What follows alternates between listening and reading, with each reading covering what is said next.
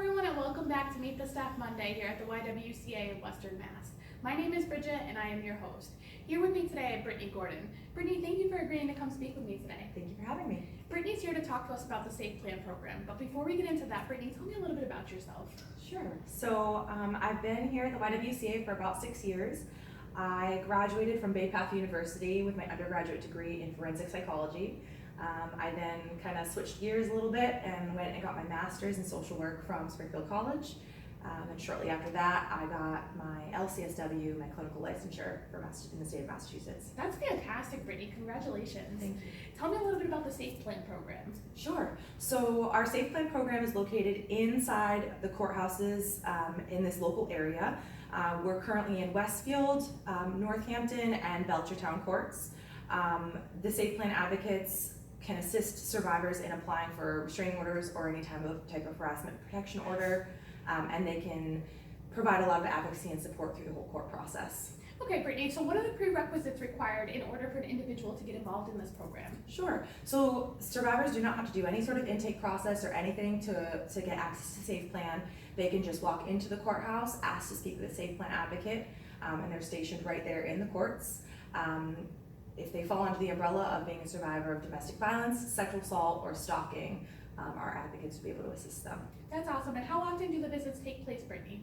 It depends on what kind of case is going on. So they'll initially see the client, help them fill out the restraining order paperwork, and then depending on what happens after that initial hearing, it might be that they see that client one more time where they get the order given to them, and then they might not see them for another year until they come in to renew the order.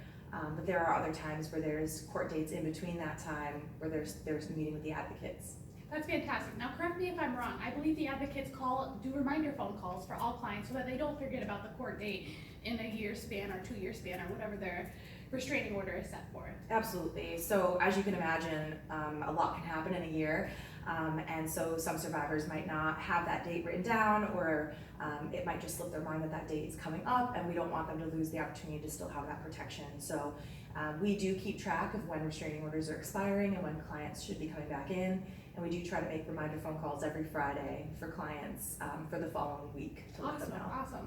Now I know court can be a stressful process for anybody, so tell me about the services you provide for the individual clients. Sure. So all of our advocates are trained, they're certified as domestic violence and sexual assault advocates, so they can provide a lot of the emotional support that goes along with the process of being a survivor, and they can also give a lot of support and advocacy through the court process. So if the client has questions, they can answer any questions they have. They can physically be with them in the courtroom.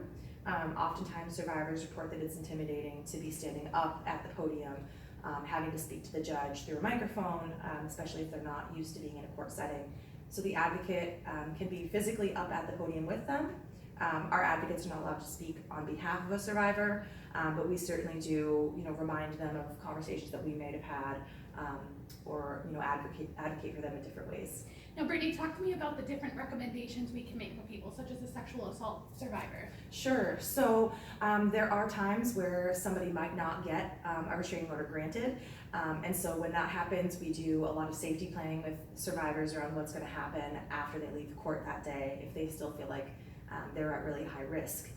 And specifically in sexual assault cases, we have a great relationship with the Victim Rights Law Center, and they're in Boston, but they will do pro bono work for survivors of sexual assault.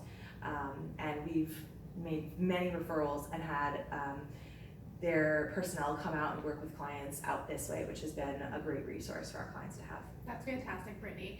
Now, to go back about the safety concerns of being in the court, it's my understanding that we could always ask a court officer to walk an individual in or out of the court, depending on the severity of the situation at hand. Now, is that correct? Absolutely. So we don't ever want to put our advocates in a position where their safety is compromised, because we know how dangerous some of these situations can be.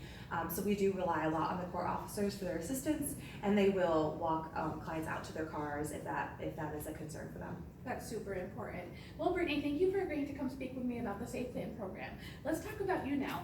As a child, what did you always want to do growing up? So I actually wanted to be a marine biologist growing up. Really? I was always really fascinated by ocean life and thought that that's what I wanted to do.